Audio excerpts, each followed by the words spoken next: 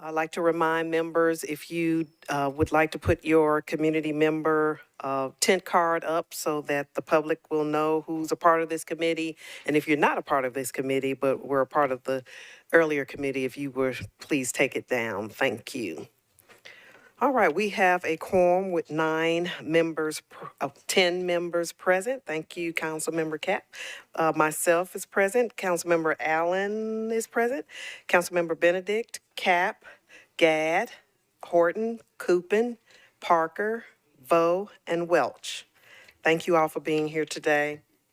We will get started with the agenda, starting with the public comment period. There is no one signed up for public comment on our comment sheet. And just to confirm that, is anyone here for public comment in the back?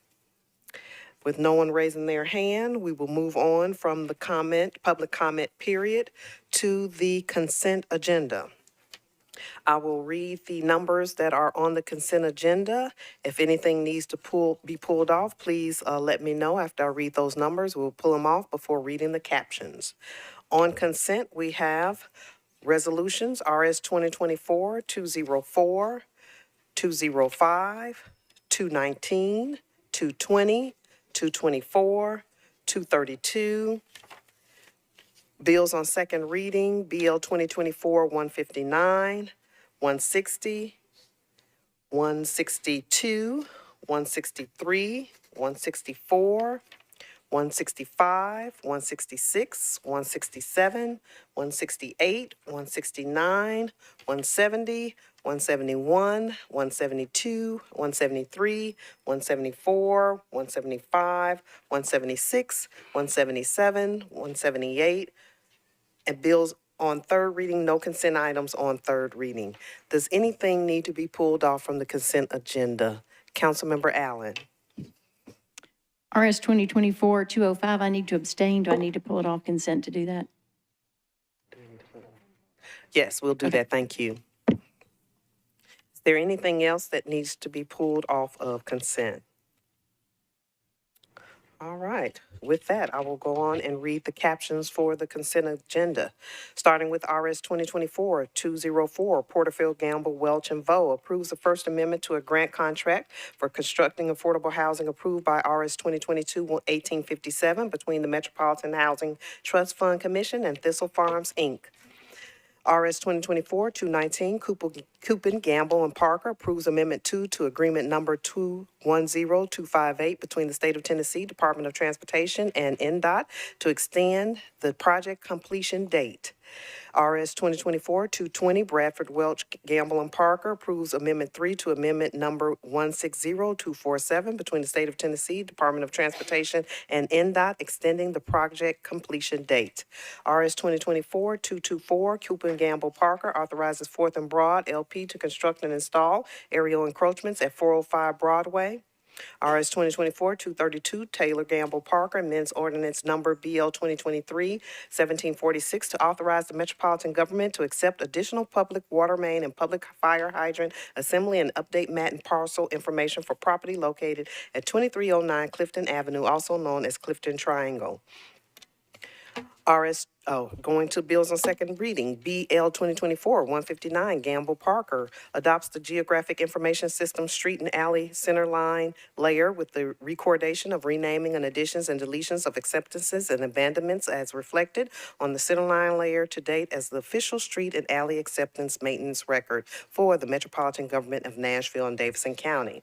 BL 2024-160, Coopin, Gamble, and Parker amends the Geographic Information System Street and Alley Centerline layer for the Metropolitan Government of Nashville and Davidson County by abandoning alley number 245, right-of-way between 15th Avenue North and 14th Avenue North, alley number 246, right-of-way between Church Street and Grundy Street, and utility easements between Church Street and Grundy Street.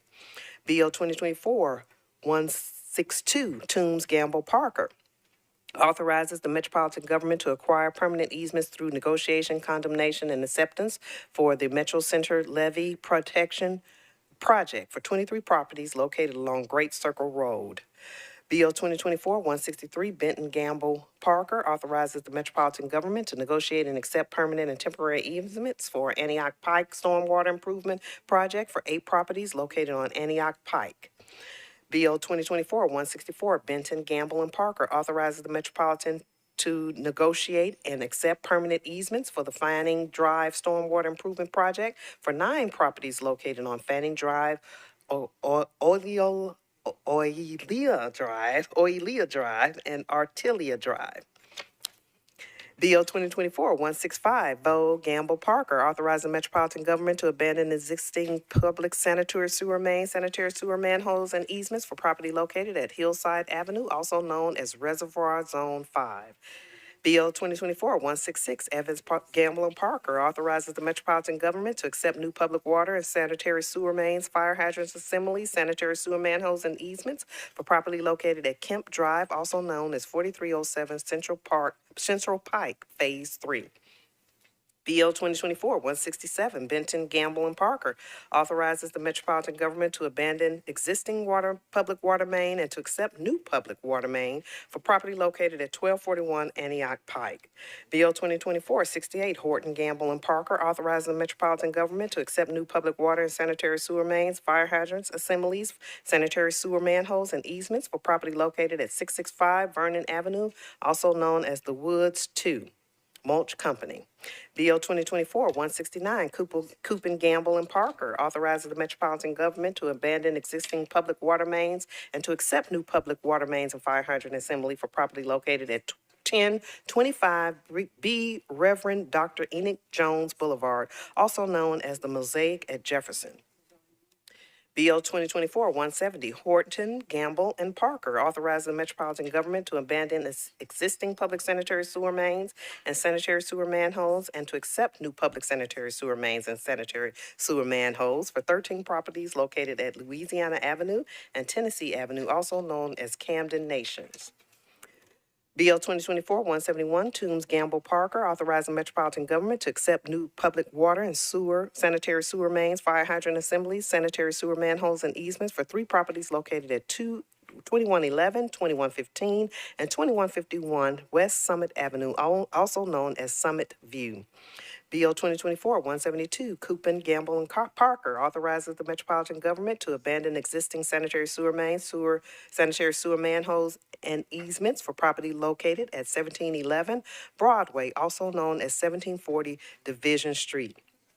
BL 2024-173, Sepulveda, Gamble, and Parker, authorizes the Metropolitan Government to accept new sanitary sewer manhole for property located at 101 B Sky Lane, also known as 522 Paragon Mills Road Development.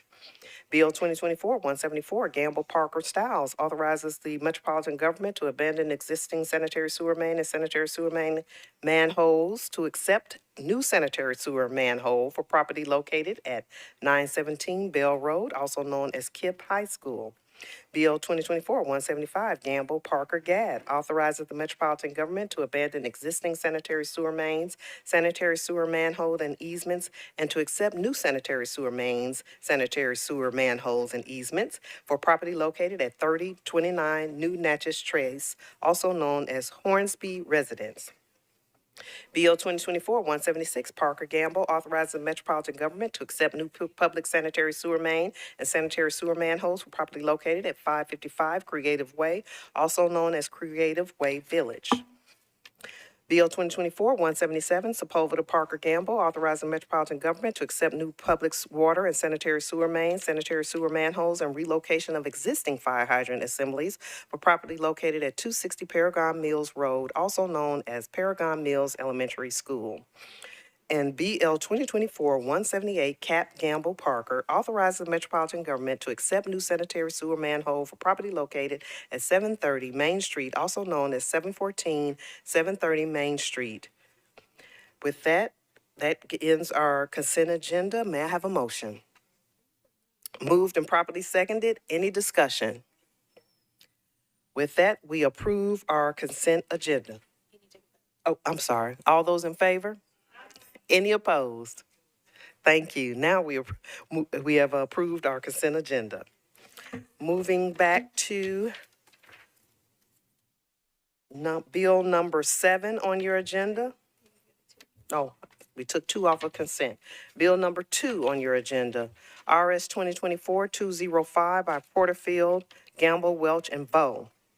Approves the First Amendment to a grant contract for constructing affordable housing approved by RS 2022-1443 between the Metropolitan Housing Trust Fund Commission and Rebuilding Together Nashville. May I have a motion?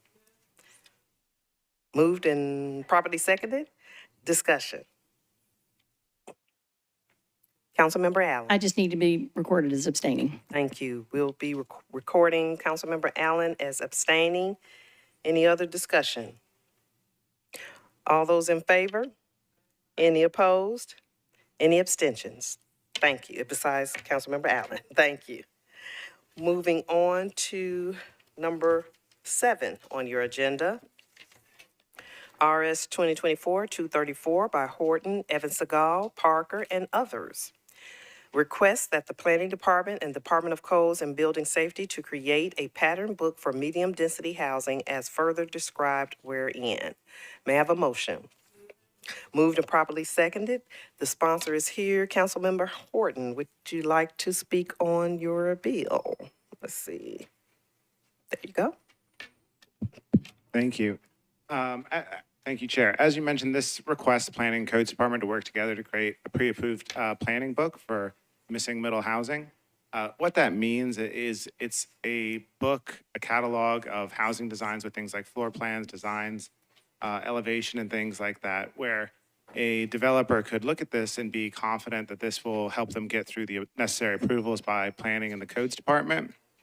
In that way, the people that benefits most from the home builder side are novice or smaller scale developers that might not have the sophistication or resource to navigate a complicated approval process. It also helps communities in that they have certainty. If they approve a rezoning in a specific area based on a design, they can be confident that this is what they're getting because the builder is pulling the design off the shelf. They have certainty on what they're getting. It sets a due date for July 1st of next year in 2025. So it gives codes and planning enough time to take their time to come up with it and without the need to rush. Thank you. Are there any questions? I do have one for the planning table. If you all would like to comment on this bill and anything that you all may have in the works that may work in concert with this. Certainly. So we have reviewed the resolution and don't have any issues with the resolution. There are currently zoning districts that exist in our zoning code that permit multifamily development. So this is a tool that could be used under our existing code. And so it is not uncommon for municipalities to actually have pattern books. This is something that we're seeing, I think, more frequently. And so I know Chattanooga has a quite robust set of pattern books. And so this is something that can be utilized under our existing code. So we didn't have any issues with this resolution. Thank you. Any other comments or questions or discussion? All right, with that, we're ready for a vote. All those in favor? Any opposed? Thank you. All right, moving on to number 10 on your agenda. BL 2024-161, Coupin, Gamble, and Parker authorizes Sobro 1 Apartments, LLC, to construct and install aerial and underground encroachments at 825 6th Avenue North. May I have a motion? Thank you. Moved and seconded. Any discussion? Oh, there is an amendment on this. Councilmember Coupin, would you like to move your amendment? Thank you, Chair. I would like to move my amendment, please. Moved and properly seconded. You may give us any information on your amendment. Thank you. Yeah, this is the exhibit that was supposed to go with it originally that was left off accidentally, and so is just being put back on correctly. Thank you. Any questions or discussion on the amendment? All those in favor? Any opposed? Would you like to move your bill as amended? I would, please. Thank you. Moved and properly seconded. Any discussion? All right, on the bill as amended, all those in favor? Any opposed? Thank you. All right, moving on to bills on third reading. Our bills on third reading, also by Councilmember Coopin. Bill 2023-105 amends Title 17 of Metropolitan Code of Laws and Zoning Ordinance of the Metropolitan Government by changing from R6A to SP zoning for properties located at 909 and 917 Cheatham Place at the southeastern corner of Cheatham Place and 10th Avenue North to permit 8 multifamily residential units, all of which is described herein. May I have a motion? Moved and properly seconded. Councilmember Coopin, would you like to comment on your bill? Oh, wait a minute. There we go. Thank you, Chair. Yes, I would like to move the amendment. This is the amendment from last time that we've got straightened out and ready to go. Okay, so we are moving the amendment. May I have a second on the amendment? Thank you. Moved and properly seconded. Any discussion? All those in favor? Any opposed? Any abstentions? All right, we're on your bill as amended. I would like to move approval. Moved and properly seconded. Any discussion? All those in favor? Any opposed? Any abstentions? All right, thank you. And last but not least on the agenda, number 29, BL 2023-106 by Councilmember Coopin, authorizes building material restrictions and requirements for BL 2023-105, a proposed specific plan zoning district located at 909 and 917 Cheatham Place at the southeastern corner of Cheatham Place and 10th Avenue North to permit 8 multifamily residential units, all of which as is described herein. May I have a motion? Well, we have an amendment, so I guess we need to move that amendment first. Yes, so I'd like to move the amendment, please. Moved and properly seconded. Any discussion on the amendment? All those in favor? Any opposed? Any abstentions? All right, we are on your bill as amended. I'd like to move the bill as amended. Thank you. Moved and, may I have a second? Thank you. Moved and properly seconded. Any discussion? All those in favor? Any opposed? All right, bill is approved as amended. We will have at this time a presentation by Mr. Greg Claxton with the Planning Department on the capital improvements budget, prioritization process, and report on council request. Mr. Claxton, are you going to be there? You're going to stay there? Okay. Thank you, Chair. Good afternoon, council members. Greg Claxton with the Planning Department. This is a report back on a process that began in October for council members to submit new requests and prioritized requests for the upcoming FY25 capital improvements budget. As a reminder, the capital improvements budget includes any capital improvement that Metro may make. Capital improvement is any building, structure, work, or improvement with an average life of 10 years or longer and a cost greater than $50,000. Inclusion in the CIB does not guarantee funding. It only lays out what Metro could spend money on in the upcoming fiscal year and then lays out a plan of proposed improvements over the next 6 years. On the screen are various sources of funding that could be used to implement projects in the capital improvements budget. The primary one is general obligation bonds through a capital spending plan. This is an annual process. We are wrapping up kind of the typical October to January process for council requests.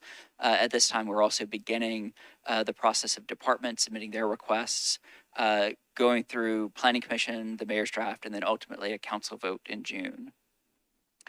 So if you'll recall, in October, we distributed online forms for you to review projects that were currently in the CIB that we had associated with your districts and either identify them as to keep, remain in the CIB, not in your district, can be removed, or for you to add new projects.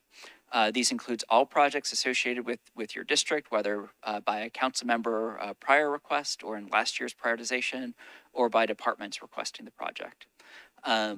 Because this is kind of an in-between process for the year, we have 2 different ways of identifying projects.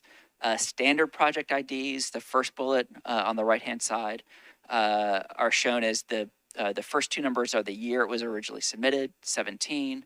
The two letters are the department requesting, in this case, the county clerk, and then just an incremental number for how many projects were submitted that year.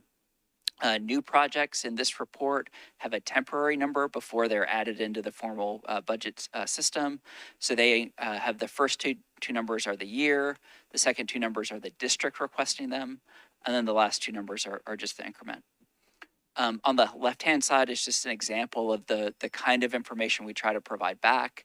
On the top is the information you provided us, the title of the project, the description, and what the need is. And then below that, we have responses from the departments as they assess them for feasibility, progress, if it's ongoing work, or alignment with their master plan. And then below that, any cost estimate they were able to provide. And on the right-hand side is our assessment of how the projects align with the general plan, Nashville Next. All of this information, as well as the current FY24 CIB, can be found on the department's website under long-range planning and then under capital improvements. Where a department has identified a project as complete, as infeasible, or as not appropriate for the CIB in some other fashion, we try to make a note communicating that as well, usually saying that there may be some further communication or discussion that needs to happen before a project is included in the CIB. If you do have questions about specific projects, those are a little tough to address on the fly because there are about 900 projects in this report. But I'm happy if you want to reach out by email or by phone, I'm happy to talk through those. The next step in this process is sort of submitting your prioritization for the projects that are in this report for an overall council prioritization. I believe the priority worksheet went out last week. This lists every project in there individually, with the first column available where you enter in your points, 0 to 50 per project, not to exceed 100 total, and it'll highlight if you exceed that. To see just your projects, you'll take a look on the left-hand side as you scroll to on the right-hand side. As you scroll to the right in the spreadsheet, you'll find a list of districts. If you click on your district and then like that, and then unclick blanks, it'll filter out to just the projects that are in your district. That'll make it a little bit easier to navigate rather than the full 900 or so projects. And with that, I'm happy to take questions. Thank you. Are there any questions? Councilmember Allen. Thank you. So just for clarification about how the process proceeds, can you explain where we are in the council prioritization process and if there is then a voting and general prioritization, or are we done? Or I'm going to pass it over to Council okay, Staff. great. Thank you.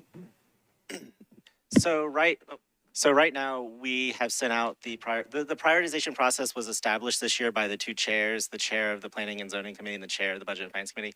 And that letter went out to you on Friday, or I'm sorry, on the 31st.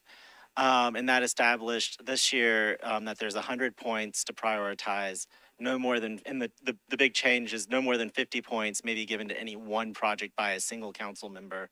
If multiple council members all give 50 points to a single project, of course that can go above 100, but it's just, you can't do more, no single council member can do more than 50 per project.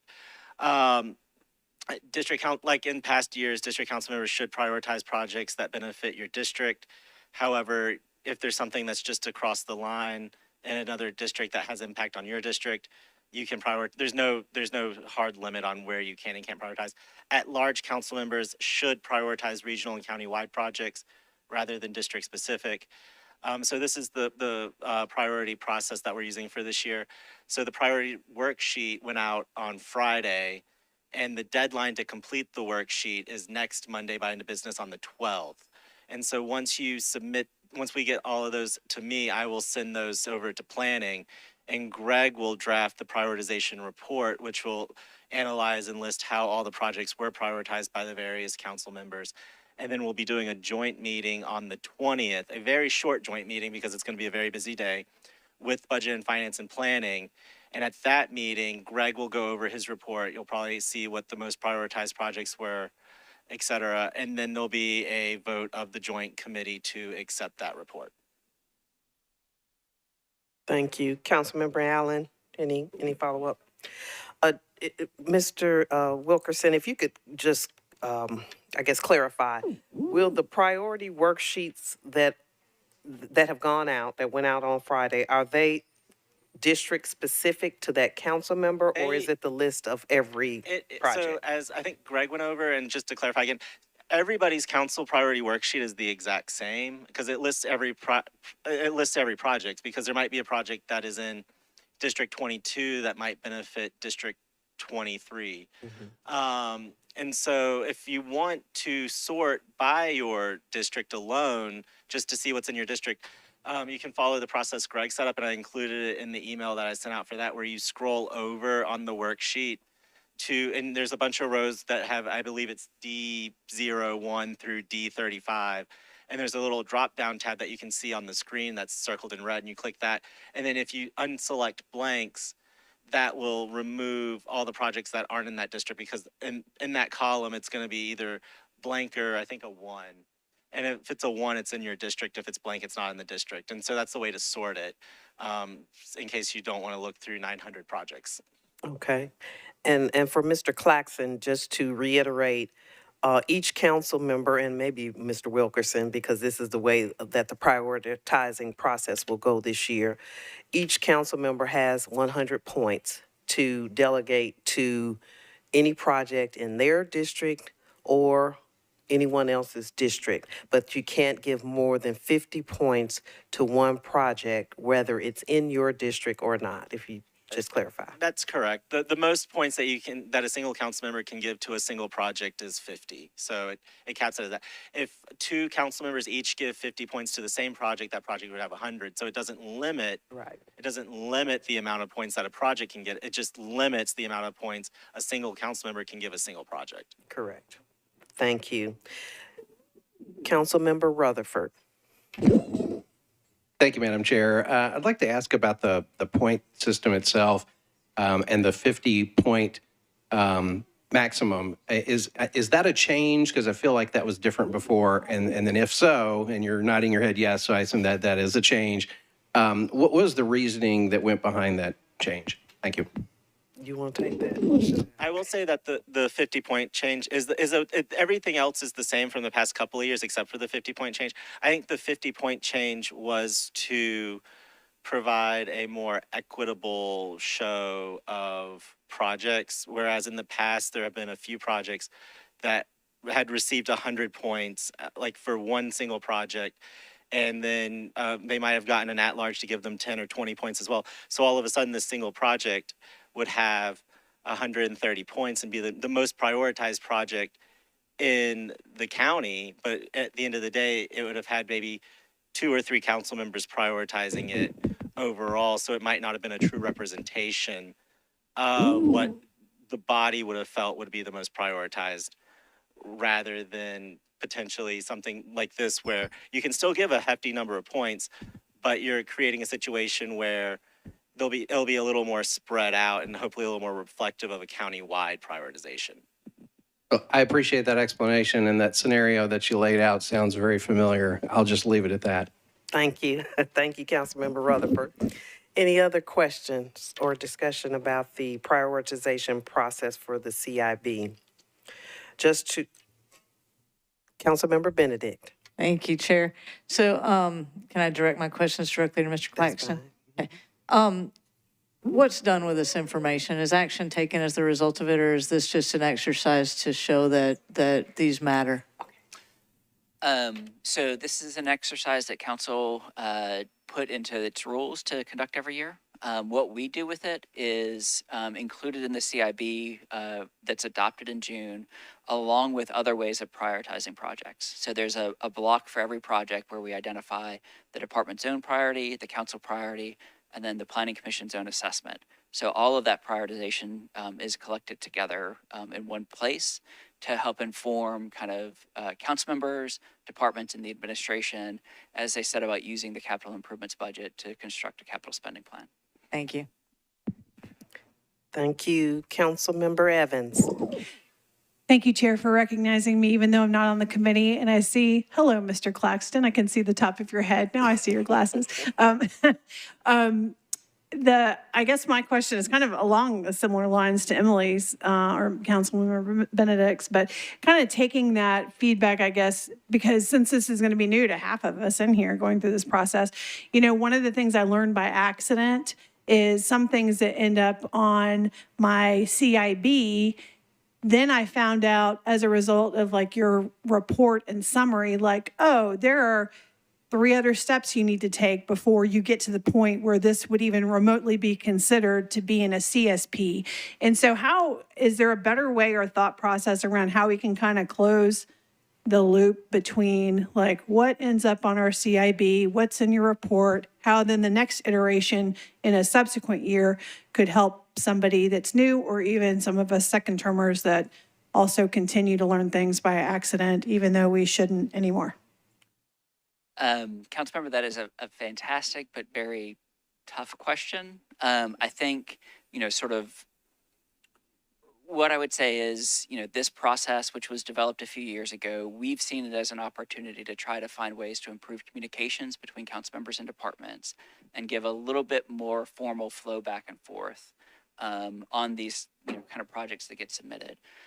Trying to figure out exactly what the next step is always a little bit tough, and that's why we encourage the communication. I mean, I think working with the departments to sort of see, well, you said this wasn't feasible. Is this approach better? Working through that, I think, is the most direct way. This is a little bit of a cumbersome process, but as if you've got 20 things you're looking to achieve for your district, you get feedback that 3 of them need more work. Maybe it helps to winnow down and figure out what the best next step is. Overall, what we do try to do is link individual requests that come in, a sidewalk here, traffic light there, to the overarching program that may implement it. Because typically most projects are implemented through a larger funding stream than this specific segment or this specific intersection. So we do try to make that connection to help people see, how should I be thinking about sort of what comes through the CSP in terms of the projects that you've requested. Thank you. Thank you.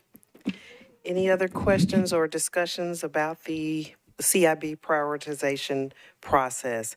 Again, the worksheets have already been emailed to us and they are due back by February 12th. Is there a particular time by 5? End of business. Okay, by end of business on February 12th. If you have any questions or after this meeting, feel free to reach out to Mr. Wilkerson or Mr. Greg Claxton at the Planning Department, and they'll be happy to help you. All right, with that, that concludes our agenda. Before I gavel us out, though, I would like to acknowledge for you all and people who may be here in the gallery and the general public watching, we have received several emails about some proposed zoning reform bills that are on first reading. We are not discussing those today because they are not on our Planning and Zoning Committee agenda today. They may be discussed at the Metro Council meeting tomorrow or in future planning and zoning meetings. But I did want to acknowledge that for anyone who is watching and looking today and thought that they were going to hear about those bills at this meeting. With that, that concludes our meeting. Thank you.